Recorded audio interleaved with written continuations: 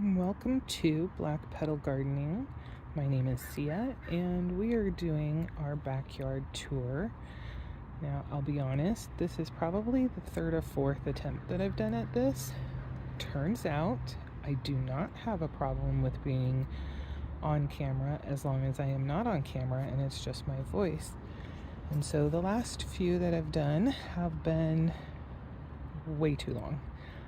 50 minutes, an hour. So apparently I love to talk about my yard, and I'm already starting to get off task here. So I'm going to try and keep this relatively quick.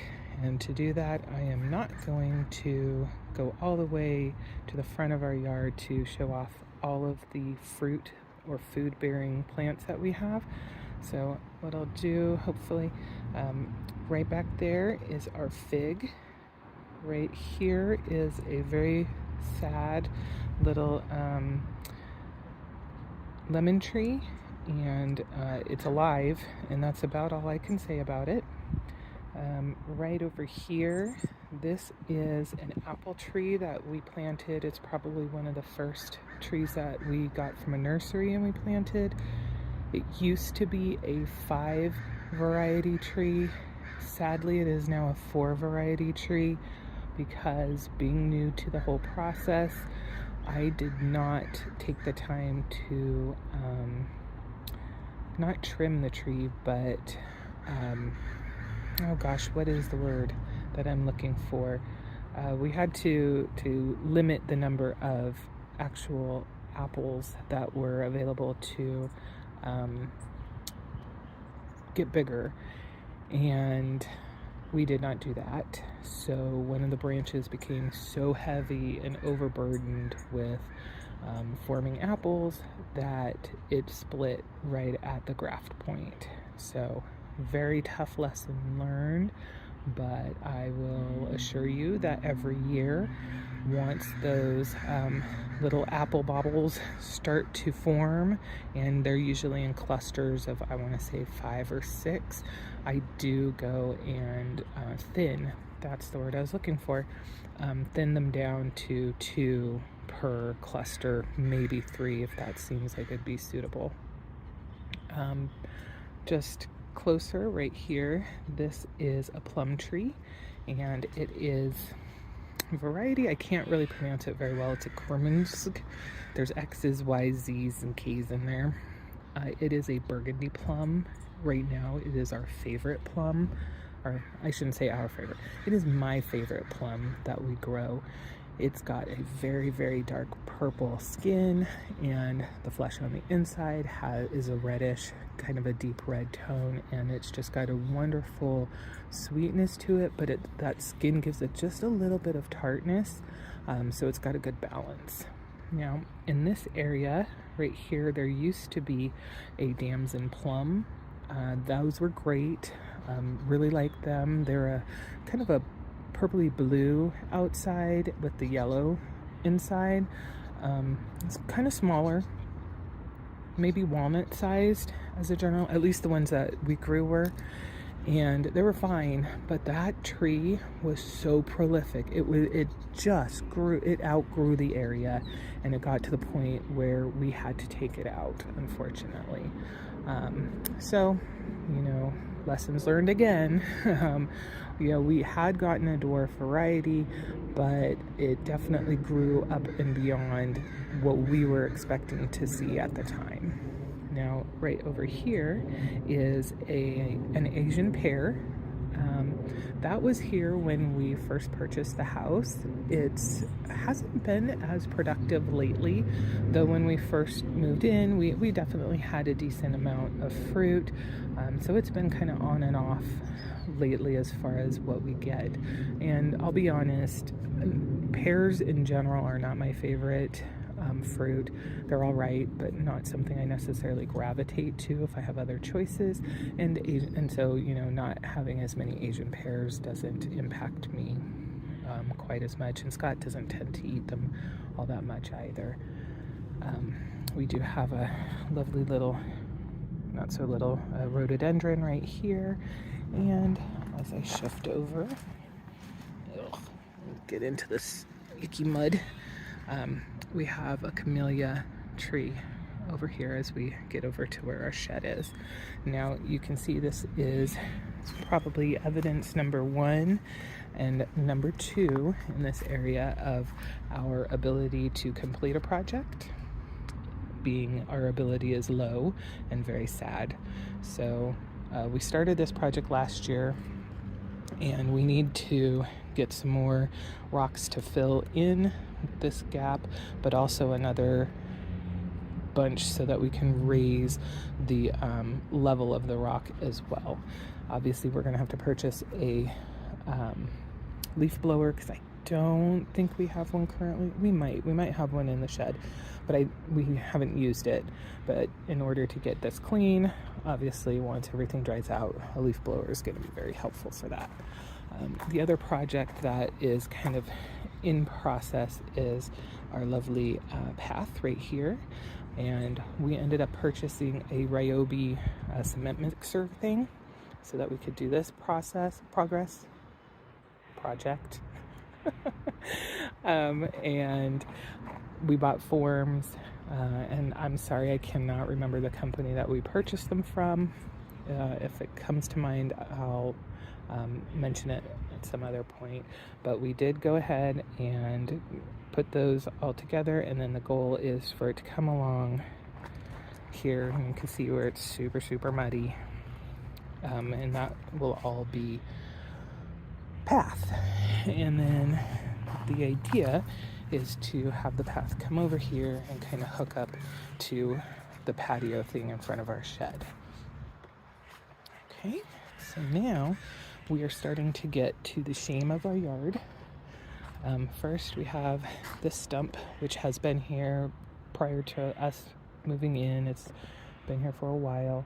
You can also see branch from our cherry tree that we had to take out because we think that there is some kind of rot or issue with it, and we were hoping that by taking it out it would prevent us from having to take the entire tree down. The cherry tree that we have is another multi-variety, and so that was the only graft that was showing any problems, and it was really sudden. Everything was going fine, and then it felt like almost overnight, boom, the leaves were turning black and falling, and the fruit that was starting to grow and form turned black and withered. So obviously there was a problem. Unfortunately, when I looked it up on ye olde interwebs, they said, if you see a lot of sap loss, and if the trunk is showing signs of weakness, or you can press into it, that's probably a good sign that whatever issue is at hand has made it to the main trunk line. And unfortunately we are seeing that, so very likely we're going to have to take the entire tree down. Again, it's one of those things where that's sad. I've always wanted to have a cherry tree in my yard, one that produces well, but this one we haven't really been able to capitalize on its fruiting or anything in the many years that we've had it. So it's one of those disappointments that's kind of on the pro side and on the con side, so taking it out is what we'll have to do. Now over here we've got all sorts of just different kinds of plants, weeds, and I'll say, one man's weed is another man's flower, or welcome plant. And as a general rule, I do like the kind of wild look. I just like a little bit of order to that wildness so that I can navigate in it and be able to more thoroughly enjoy what is there, and see it and watch it grow and how it changes through the seasons. Check out the critters that decide to live in that area and things like that. So I don't necessarily want to get rid of everything that's here, but I would like it to be tamed just a smidge so it's a little bit more user friendly for us humans that live on the property as well. So case in point, we've got all sorts of like volunteer, a lot of them are oak trees. We have some walnut trees, because I think this whole area before it got turned into a neighborhood many years ago used to be part of a walnut farm. So here I am not sure what the tree is that has these really pretty pink flowers. When I use the Seek app, which I highly recommend that app. It is so fun. I love it when we go on our little field trips and there is a plant that I don't know what it is, and being able to go and try and have the phone determine what it is I've discovered. So fun. I love it. It just makes trips just that little bit more science interesting for me. But anyway, I tried to do it on here, and unfortunately it got as far as saying it's in the cherry, plum, and allies family, but not the actual species. So I don't know if I'm going to have to wait for leaves to come in so that I can try doing it again with some leaves in place, because with just the branches and flowers, it's not quite doing it. We're sliding in over here. Like I said, all sorts of stuff growing up. This tree right here is our, oh my goodness, what the heck is it? It was just in my brain and now it's disappeared. I'll have to get back to you on that one. I don't know where it went, but it is a tree that unfortunately had a huge problem during a couple of our ice storms and lost some branches, and we really weren't sure whether it was going to survive. Luckily, we saw some new offshoots in some of the areas that had been broken off, and it seems to be doing really well. We tend to get like some magenta, kind of fluffy looking flowers on it every fall. It's very pretty. So happy that it stuck with us. I really wish I could remember what the name of it is, especially since I've attempted to do this video like 3 times and remembered it just fine. I'm gonna blame it on the fact that I've already put in a number of hours at work and I am doing this on my break. So moving over here, this is our log pile. We had to take out a few cedar, well, they're kind of trees by the time we got to them, as well as an actual cedar tree. And this is the result. So we are using some of these for our hugelkultur in the bins that we have just put together and put in place. And I'm hoping that will help as we go to fill them with dirt. This area is actually where the previous owners had their composting. It's really kind of far from the garden area, so I'm not quite sure why they have it all the way over here. We obviously don't use it. We've dumped some stuff, but not necessarily to come back and pull for our composting needs. Maybe in the future we will. Hard to say, but we get a lot of leaf litter from all of these beautiful, very tall, wonderful evergreen trees which surround the back part of our property. I love them, but they do make me nervous anytime we do have a snowstorm, winter storm, windstorm, because I'm just wondering when is it gonna have an issue that's gonna be a problem if one of these suckers comes down. Because yeah, concerning. Okay, so looking into the yard, this is, oops, where's my finger? There it is. This is the cherry tree that's gonna have to come out, and behind it you can see where we're expanding our garden. But we're gonna sneak through here and head further back. Okay. So this is, the back side of where I just was. Still nothing. No idea. Can't remember what the name of that is. Oh well. Okay, so coming over here. Now this right here is evidence of, a time when we had been doing a fair amount of trimming of trees and everything like that. And, our yard debris bin was super full, so we just kept stacking the branches and things like that.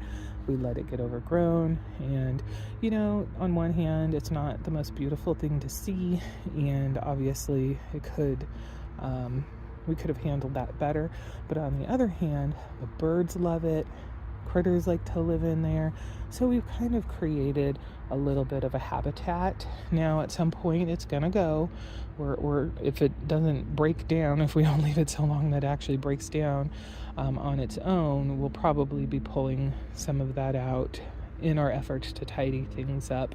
But at least for the meantime, it's been helpful to the wildlife.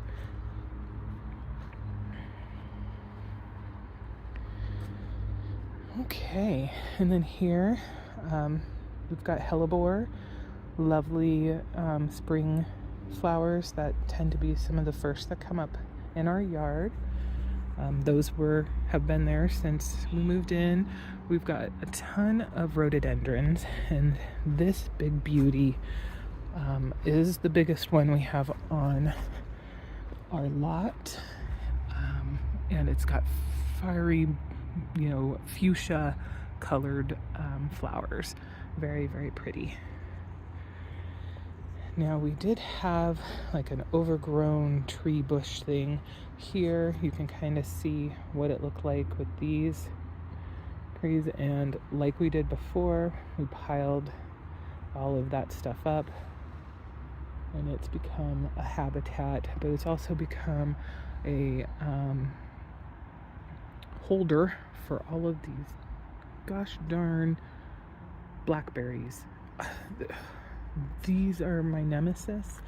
They will never die, and as I said before, every time I look at them, they just they make me exhausted with the idea of how much work we're gonna have to put in order to get them figured out. Yeah, I am now blocked by this mass of blackberries.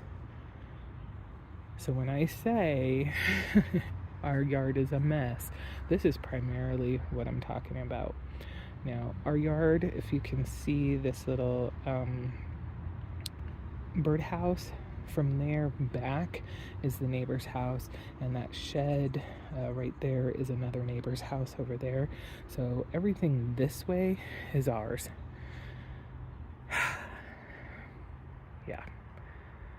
So, a lot of work to be done, because we don't just have blackberries. Oh no. We also have ivy. We've got all this weird stuff, like vines and grasses and things. You can see here where last year's, keeping this in focus is a little bit of a challenge. Last year's ice storm stuff came down, and we haven't dealt with it yet, but at some point when we pull that out, we'll probably try and use some of it for both fire pit wood as well as the bins. We'll see. Now we're getting into another one of our food plants, trees. So this guy is supposedly a cocktail tree, and we got this just out of kind of a random magazine, and when I read it, I was like very excited because it said it's gonna have peach, nectarine, apricot, and plums on it. Well, when we received it, it looked like a dead stick. Now, at the time, I did not have any clue what bare root meant. This was the first year that we had purchased the house, and we were very gung-ho about, buying some things to put into the yard, help make it our own. So when this thing came, it was absolutely bare root, and it looked dead. So unfortunately, we made the decision of, okay, well, we're not sure if this is going to do anything, so let's tuck this into the back of our yard. If it does something, great. If it doesn't, then, no harm, no foul. Well, unfortunately, what that did was it meant we were not providing it with the amount of sun, that it is going to need to flourish. And so it has been a very, very slow process to get to this point. I will say it's been probably the last 5 years at this point that we have been getting fruit. We have been getting peaches on here, and you can see we've got some new growth on this tree. I don't know though. Last year this tree actually didn't produce very good fruits. They were not salvageable. They did grow to a point, but they weren't something that you could really harvest and eat. I'm not entirely sure what happened. And so this is one that I'm going to be watching kind of closely, because it tickles me to no end to be able to grow peaches here in my yard in Oregon. It's just not something I really think of as an Pacific Northwest type of fruit. And I'm sure there's plenty of people that are probably out there that do it, but it's something that just makes me smile and makes me happy. So I'm really, really hoping that we don't have long-term damage on this particular tree, and that we will continue to see the peach growth. Now, the other fruit that we are getting, and this one you can see is coming along very nicely because it's got a lot of fresh buds for leaves, is plum. And now last year it did not do any plums, but the year before and the year before that we had plums both years. I will be frank, I'm not really impressed with the plums that it provides. They have like a very bright reddish pink color, but the fruiting, it was very watery. So I don't know if that was more I waited too late to harvest them because they were fairly squishy, or if that's just kind of the nature of the fruit themselves, is that they are a more moisture rich plum rather than being firmer. Well, we'll have to see what happens this year and go from there. So still more mess, more things to kind of trim up and make nice. Here's a bench that we put together probably the second or third year that we purchased the house. We ordered a kit and it had the plastic bits, and I want to say it had the hardware too. We just had to buy the wood material and have it cut down to size, and then we stained it and sanded and stained it, and then we put it together. And this has seen a number of places in our yard, but right now this is kind of the best place for it because it allows us to sit, and especially during spring and summer, fall, when everything is vibrant and growing, it ends up being a wonderful show, as long as it hasn't rained, because then the bench is kind of squishy and not fun to be sitting on. But the birds are all over the place. You see some squirrels, and then you just get to enjoy the bees, and sometimes we get dragonflies, and it's just nice to sit and read a book or just enjoy nature. And surprisingly enough, we are very, very close to a very busy road. You can maybe hear that in the background a little bit, but sometimes we get enough birds in here that you don't notice it. It becomes a very, very dull hum in the background, so you can really focus on nature and what it has to provide for entertaining purposes and enjoyment. So now I'm going to come in closer to this section. So this used to be our backyard rose garden area, and we do still have a rose over here and a rose over there. This rose, I do not like it. It's supposed to be green. It is not green, and it barely ever opens. So annoying.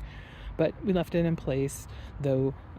In this area here, and over on the other side here, we did take out roses and we put those in our front yard rose garden.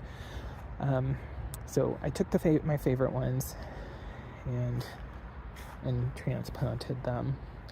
And the reason we did that is Scott wanted to get some elderberries, and that's what this is. This is an elderberry bush, and we planted that 2.5 years ago now, I think. I'll tell you what, ever since COVID, and maybe this is a me getting older thing as well, but time has no meaning, and I never really believed it when I was younger about, oh, time flies as you get older. Oh my goodness. The truth of that has been made clear to me. It's amazing how quickly time goes by. I mean, we're already at the end of February. It doesn't even feel like it's been the beginning of the year. And I know it's going to be, 2 weeks from now, and I'll be surprised because it's actually been a month or 2 months. I'll be like, how on earth did we get to April already? Because it won't feel like that much time has gone by. But I can say since COVID, the timeline of things and when they happen, it has been difficult to pin down for me. Something that feels like it's only been a couple of years ago, if I have a way to kind of backtrack it and research when it actually happened, I'm always flabbergasted. It's like 8 years ago. It's amazing. So grain of salt when I give any kind of timeline on these things, because I'm a little hazy on some of the actual years that we planted something, and that's one of the other reasons why I wanted to go ahead and do this process, was so I'd have something a little bit more tangible to keep track of the changes and things that we're doing in our yard. And it is starting to sprinkle a little bit, so I'm gonna have to wrap this up a little bit more quickly than I'm actually doing, because we're already getting to 30 minutes. So Scott wanted to get some elderberries, so we got 2 elderberry trees, bushes, whatever you want to call them. Oh, it's not staying in focus. And I have this obsession with wanting citrus trees. And I know, I live in Oregon, it's cold, it doesn't do citrus well, but I don't care. I want them. I do not have a greenhouse. All I have is a back porch, and that's where I can put them. And so I have struggled with keeping some alive.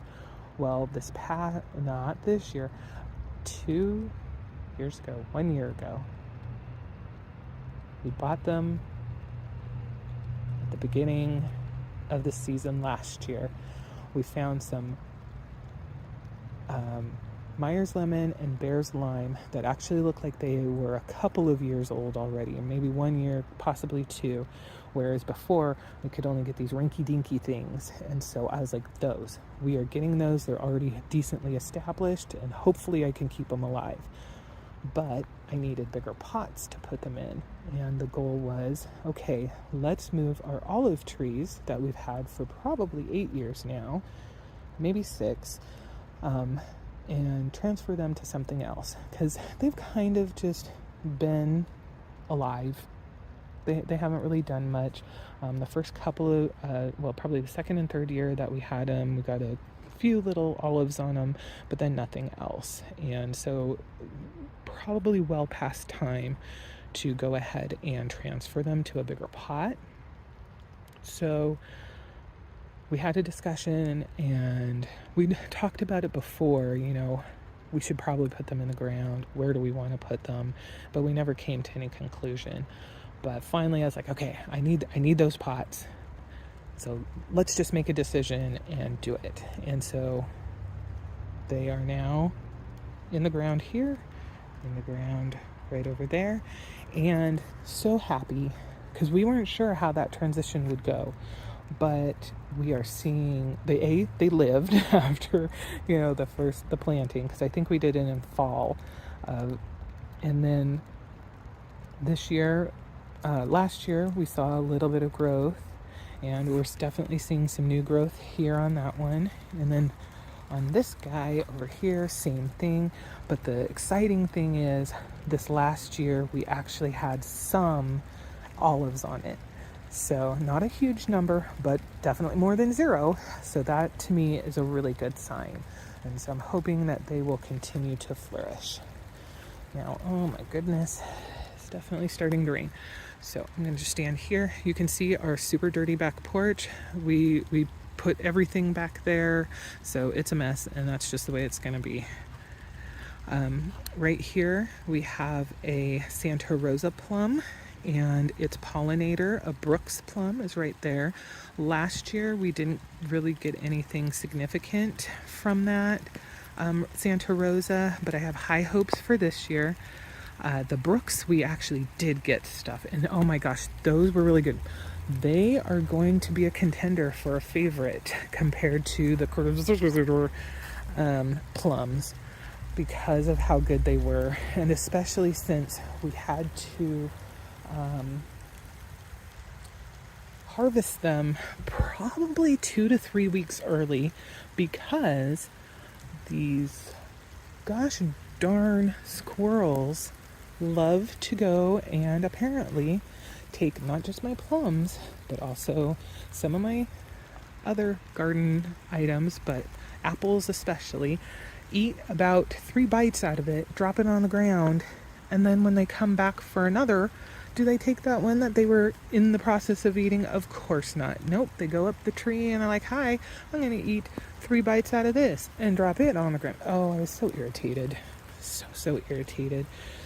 So in order to kind of save some, we ended up harvesting them early. They were still really, really good, but I have to wonder, you know, would they have been a little bit better if we had been able to wait? Now, maybe this year we'll have even more, so we will have some that we can give to the squirrels, and I won't be quite as greedy and mean about taking some of their food away. We'll see. We will see. Now, we're getting close in here, so right over here, this is a miniature peach, and this is a miniature nectarine. So with the success that we had with the cocktail tree, at least the peach part, I'm hoping that we will see similar this year on the peach. We'll see. Last year we did get fuzzy nubbins, but they never actually grew into something harvestable. For the nectarine, we did get a few, but again, those squirrels got into them, and most of them didn't get to a point where we could do anything. Now, I'm not sure what this is. This is a goopy thing. Not sure. Gonna have to look that up, because I don't know if I need to be concerned about that. And as you can hear, I'm out here. It's starting to come down, but that's okay. I'm an Oregonian. I won't melt. Now, these bins right here are the original bins for the property. You can see they're very good size. The level of the ground has definitely shrunk. We do have some really nice benches to put stuff on that we have utilized, but they are starting to fall apart. They are pretty old, and so what I wanted to do is expand our area, and that's where these came in. So you can see we have 4. They're tall. I wanted to mimic the tallness of my back and my knees. They won't handle me crouching down to, you know, a standard 17-inch size or even lower to do anything in a bin. It's not something that I can do any longer. Oh my gosh. Oregon. Oh, my hands are cold too. So the plan is, fill these up. I want to get at least 2 of these full and usable by mid-March, because that's about the time I typically do my onion starts. And I don't know if that's when most people do, but I've had good luck with onion starts, and not the, with the greenery, but the actual little onion, I don't know, bulbs. Those things, I know people have said, oh, don't use those because you're gonna have to wait a couple of years. Well, I haven't had that experience. They've worked just fine. So, I don't know. We'll see. As we get in here, you can see, very empty. It's going to be a chore to get them filled, but that's okay. If we can get all 4 of them in a reasonable time period, that would be even better, because that'll double what we have had in the past. And then once we take these down, the plan will be to do, the yard fabric, because we want to get rid of all of this grass. Put the yard fabric down and then get 3 more of these bins and do them perpendicularly. So overall, we would have 7 areas to garden versus the 2 that we've had originally.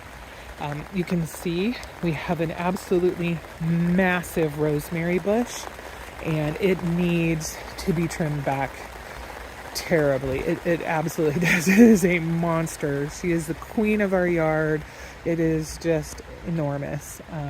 We do plan on getting rid of these bins too. This has mint. You can see that over here. I am done with mint. I love it. It's great, especially at the end of the year, because the bees are there with the fuzzies and enjoying them, but it's getting all over the place, and it can be very invasive if it makes its way outside of its containment, and it has. So we need to get rid of that. And then once we get replacement, sorry, my hand got in the way, replacement bins, we'll probably put some kind of herbs in there. Let's see. We do plan on reusing the wood. I'm anticipating using it as border for the new area, and however we kind of arrange this whole area.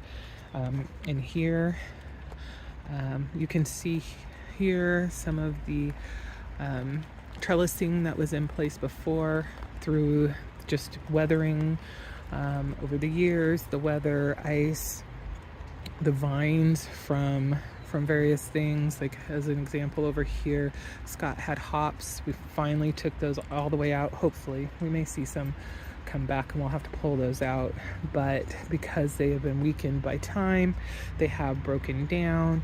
I do want to use that wood in other projects as well. We'll see how that actually manifests. I'm getting close to the end. Oh my gosh, I definitely haven't made this shorter. You can see here we do have some green stalks. We just recently dumped some of them into one of the bins. Some of it was kind of frozen, so we will be breaking that down, and we'll just use that to kind of fill the bins, and we'll refresh it. At least that's the plan. We'll probably do the same for some of this stuff that's over here if it doesn't bounce back. I don't know that these ones are going to, these flowers. The pansy, it's alive. It's got some flowers, so that may do. We'll see. We do have a calendula in there. It's holding on for dear life after the ice storm. Not sure if we're going to be able to transplant that, because we are going to need to clean that out, because I have plans for the green stalks. We do have some kale from our fall planting. It's one of the few things. The kale and the calendula are the only things from our fall planting that are still around, and these garlic. So the garlic here, I've got garlic here. We have a artichoke that's kind of holding on. Oop, I am slip sliding away over here. Garlic. And then over here we have some, oh my goodness, herbs. We've got oregano, thyme, garden sage, tarragon. May not be a perennial in our area.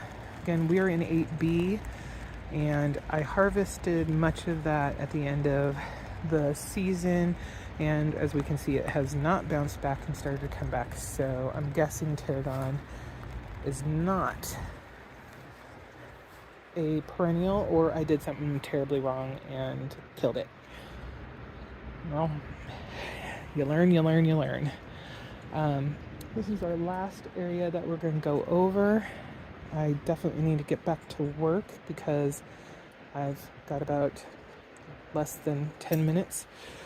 So blueberry area is right here. This is our master blueberry right now. That's not like the name of it. It's just this one gives us the most production. It's been the most prolific.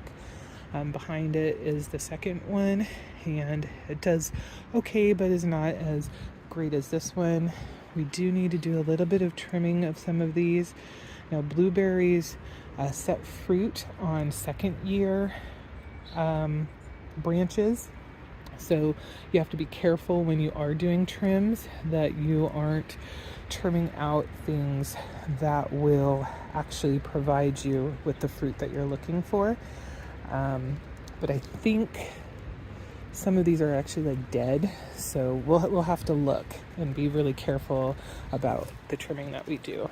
Now, we have had a lot of trouble in these two spots. We have gone through 2 other sets of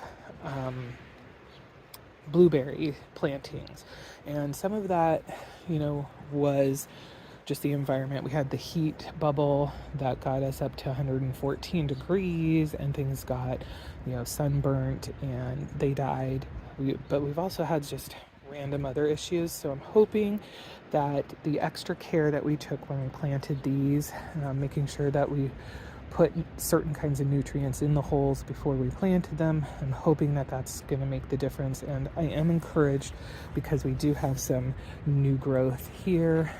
The one back there, not as great, not seeing a lot in the way of new growth, so we'll have to see how it does.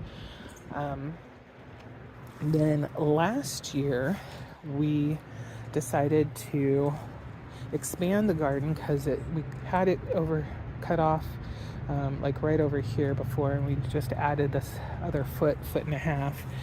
And instead of doing blueberries, we decided we wanted to try something new, and so we went with honeyberries. So we've got 2 honeyberries, one which seems to be doing a little bit better than the other. We'll continue to see how those progress. This is year 2 of them being in the ground here, and I'll be honest, when we planted them, this guy had some berries on it and they didn't taste very good, so I'm just hoping that was a fluke. But I don't have to like or even love everything that is in the garden.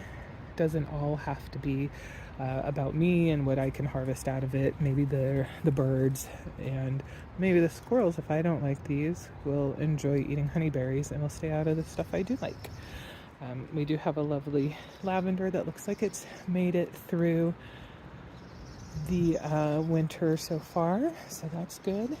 And yeah, so I'm going to actually back up just a little bit because we have a plan. So you can see, where am I pointing? Where's my finger? There it is. At the edge of our yard here and this way up to there, we are planning on expanding our blueberry patch, but we're going to only expand it to as far as the natural old line for the original garden. And so we're going to expand this area and then this area. So we plan on putting at least 2 more blueberries in, which we've already purchased. Peach sorbet and pink lemonade are the varieties, and so we're just waiting to get them planted. Once things settle down a little bit, I want to be reasonably sure we're not going to get another snowstorm coming through before we tackle that. We also have to put down the plastic and get the mulch and all of that and get that all prepared before we decide to put the plants in. We haven't really decided what else we want to put in, so we will have 2 more spaces, whether it's 2 here or 2 here, that we're going to put the plants in. And I'm kind of leaning towards doing something a little bit different than blueberries.